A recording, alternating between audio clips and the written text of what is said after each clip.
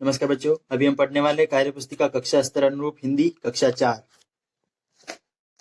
तो जैसा कि आपने देखा है, अभी तक हमने जो बीच में कुछ पार्ट छूटे हुए थे, बीच में जो पेजेस, तो आज उन्हीं से हम शुरू करने वाले हैं।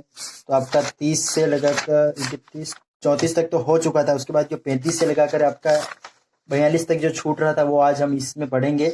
और बाकी का जो 43 से लगाकर 56 तक आपका हो चुका है, उसके बाद 56 से लेकर 70 तक का आपका बाकी है, वो भी हम जल्दी करवाएंगे। ठीक है, अभी हम पढ़ते हैं पेज संख्या 35 और कार्यपत्रक नंबर है आपका 35। ठीक है बच्चों, यहाँ पर नाम दिनांक लिखना है आपको, वो किसी में भी नहीं छोड़ना, वहां पर सब जगह लिखना है। ठीक है, अभी यहाँ देखो, नीचे लिखे शब्दों का प्रयोग करते हुए एक छोटी सी कहानी या कविता लिखिए। तो ये शब्द दे रखे, इन शब्दों का अपनी कहानी या कविता में सबका प्रयोग करो। उसके बाद एक कहानी या कविता कुछ भी हो आप लिख सकते हो। ठीक है, तो ये शब्द आने चाहिए उस कहानी या उस कविता में, आपको आने चाहिए। तो हमने एक कहानी लिखी है, तो उसको देखो यहाँ पर, राम, गोपाल, सविता, राकेश और सरिता रात को, यहाँ पर देखो जिन जिन के नीचे मैंने ये सा डेस्क लगा रखा है ना, वो शब्द इनमें हैं। ठीक है, वो शब्द हमने इनमें से लिए हैं, तो देख लेना आप, जिन जिन के नीचे डेस्क लगा है वो आपको डेस्क नहीं लगाना है। ठीक है, सरिता रात को अपने घर के पास वाले बगीचे में टहलने के लिए गए। वहां उन्होंने छोटे से तालाब में बतख को देखा। पास ही झाड़ियों में खरगोश भी रहता था। चांदनी रात में मौसम बहुत ही सुंदर और सुहावना था। गोपाल बगीचे में बनी कुटिया में गया। उसे वहां पलंग पर किताबें, मोर के पंख, पेंसिल, बांसुरी और सफेद कागज और फूल पड़े थे। गोपाल एक कागज और पेंसिल लेकर बाहर आया और लकड़ी की कुर्सी पर बैठकर प्रकृति का चित्र बनाने लगा। ठीक है, तो ये हमने एक कहानी बनाई अपने हिसाब से, अपने मन से बनाई ये कहानी। उसके अंदर हमें यहाँ पर ये शब्द हमें इसके अंदर लाने थे। ठीक है, तो हमने ये शब्द लाए हैं। तो जहाँ आप देख सकते हो, पेंसिल, पंख, फिर ये देखो लकड़ी, ये सफेद, सुंदर, खरगोश, तालाब, बगीचा, बतख, रात, चांदनी, फूल, तो ये शब्द सब हमने इनमें से ही लिए हैं। तो हमने एक कहानी बनाई है। ठीक है बच्चों, आपका पेज संख्या 35 कंप्लीट। अभी हम चलते हैं कार्यपत्रक नंबर 36 और पेज संख्या 36 पर। अपने मित्र को एक पत्र लिखिए। पत्र लिखकर गांव के मेले की जानकारी दीजिए। ठीक है, तो आपके एक मित्र है, उसको एक पत्र लिखना है। उसके बाद उसे अपने गांव में या अपने शहर में जो भी आपका मेला भर रहा है उसकी जानकारी अपने मित्र को देनी है एक पत्र के माध्यम से। ठीक है, तो यहाँ पर आप सबसे पहले लिखोगे अपने एरिया का पता। तो हमने ऐसा लिखा है, देखो, सहेलियों की बाड़ी, उदयपुर, दिनांक 15 नवंबर 2020। प्रिय मित्र, यहाँ पर आपको लिखना प्रिय मित्र, फिर राकेश, जो भी नाम है आपके दोस्त का, फिर यहाँ पर आपका जहां पर वो रहता है उसका लिखना है, जगह का नाम। फिर देखो, प्रिय मित्र राकेश, राजसमंद, पिछले कई दिनों से मैं तुम्हें पत्र लिखने के लिए सोच रहा था। उदयपुर का मेला एक बहुत बड़े क्षेत्र में लगता है। यहाँ सभी तरह के पशु और पक्षियों को खरीदा व बेचा जाता है। यहाँ पर अनगिनत दुकानें लगी हुई हैं। बच्चों के खेलने के लिए झूले और जानवरों के खिलौने बने हुए हैं। तुम्हारा गांव ज्यादा दूर भी नहीं है। तुम भी इस मेले को देखने के लिए जरूर आना भाई। अपने माता पिता को सादर प्रणाम बोलना। ठीक है, तो आपके मित्र को एक पत्र लिखा है, उसके बाद उसने लिखा है फिर कि अपने माता पिता को अपना सादर प्रणाम बोलना। और फिर नीचे तुम्हारा प्यारा मित्र गोपाल। ठीक है, तो आपको इस प्रकार से ये पत्र लिखना है। ठीक है, आपका पेज संख्या 36 यहाँ पर होता है कंप्लीट। अभी हम चलते हैं कार्यपत्रक नंबर 37 पर। यहाँ पर देखो, नीचे दिए गए गद्यांश में उचित विराम चिन्ह लगाकर पुनः लिखिए। तो यहाँ पर आपको विराम चिन्ह लगाकर वापस लिखना है आपको। ठीक है, तो जैसे ये देखो, ये वाली लाइन है, वही वाली लाइन यहाँ पर पूरी लिखनी है। बहुत पुरानी बात है, एक महात्मा जी कहीं जा रहे थे। उन्होंने रास्ते में बिल्ली, बंदर और भालू देखा है। उसके बाद कोई विराम चिन्ह नहीं है, ना ही तो क्वेश्चन मार्क, ना एक जो लास्ट में जो होता है वो वाला नहीं है। तो यहाँ पर हमें वो विराम चिन्ह लगाना है, और कौन सा लगाना है वो भी सही लगाकर वापस यहाँ पर नीचे लिखना है। ठीक है, तो हमने यहाँ पर ये वाला विराम चिन्ह लगाया, ये देख रहे हैं आप, ये वाला। तो ये वाला विराम चिन्ह यहाँ पर आएगा, तो हमने वापस पूरा ये लिखकर उसके बाद ये विराम चिन्ह लगा दिया है। अभी यहाँ पर देखो, गर्मियों की सुनी सुनी दोपहर थी। कनिष्क आराध्य वत्सल आंख मिचोली खेल रहे थे, अचानक धड़ाम की आवाज आई, सभी चौंक पड़े। तो यहाँ पर देखो यही वाला वाक्य लिखा है पर इसके पीछे भी नहीं है विराम चिन्ह, तो इसको भी पूरा नीचे लिखकर हमने वापस यहाँ पर विराम चिन्ह ये वाला लगाया, आश्चर्यजनक, एकदम चौंक पड़े, तो सब एकदम चौंक गए, तो उसके लिए ये वाला आएगा। ठीक है बच्चों, पेज संख्या 37 आपका हुआ यहाँ पर खत्म। अभी हम चलते हैं पेज नंबर 38 पर।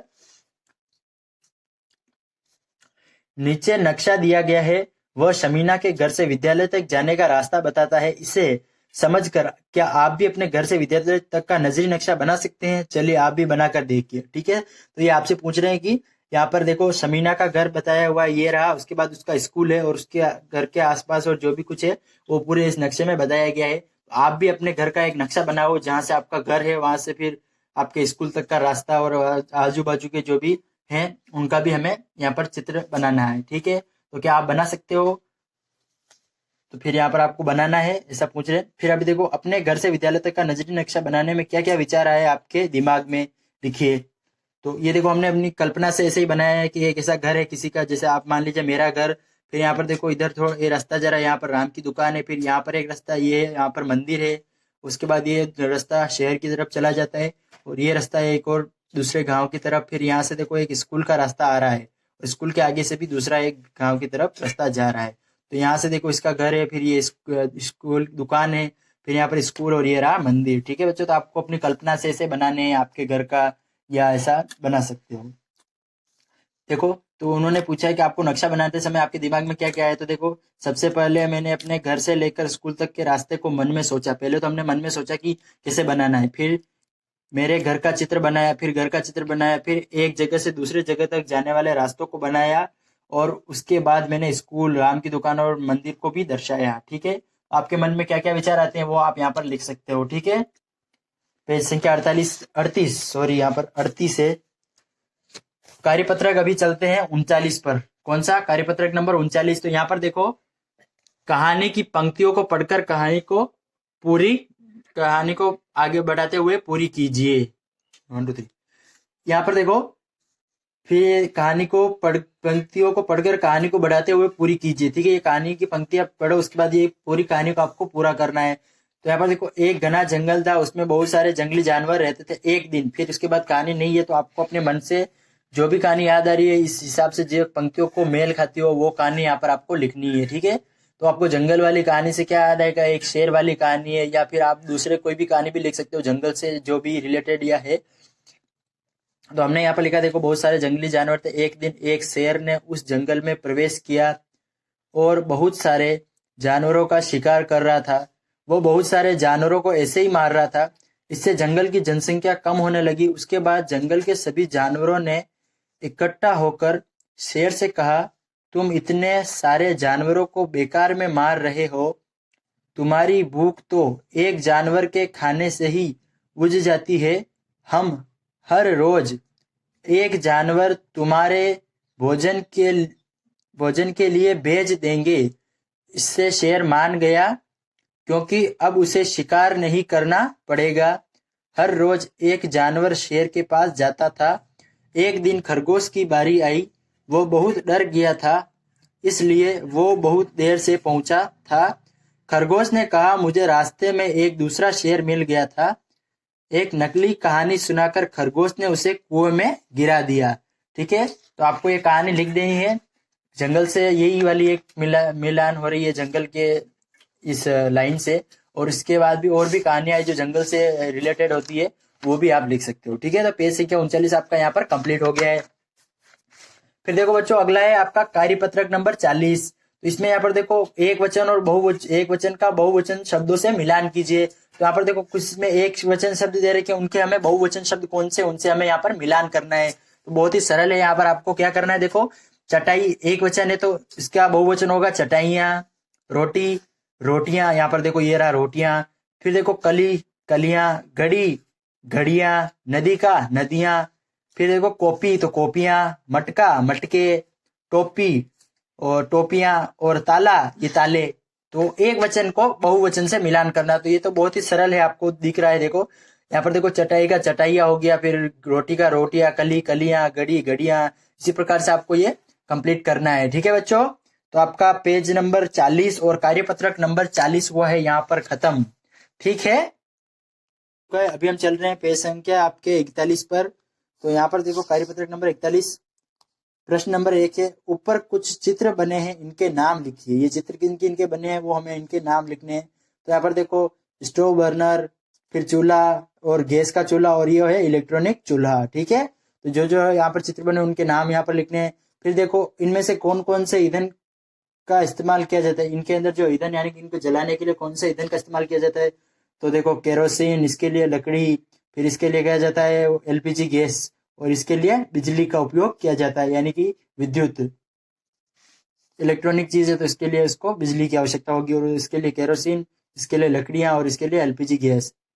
फिर देखो आपके घर में खाना पकाने के लिए इनमें से कौन किसका इस्तेमाल किया जाता है, उसके लिए ईंधन कहाँ से लाते हैं। तो आपके घर में जिस प्रकार से खाना बनाया जाता है, किससे खाना बनाया जाता है, उसका लिखना है। तो देखो हमारे घर में गैस चूल्हा और कच्चे चूल्हे पर इस्तेमाल होता है, और ईंधन जंगल और गैस की टंकियों द्वारा होता है।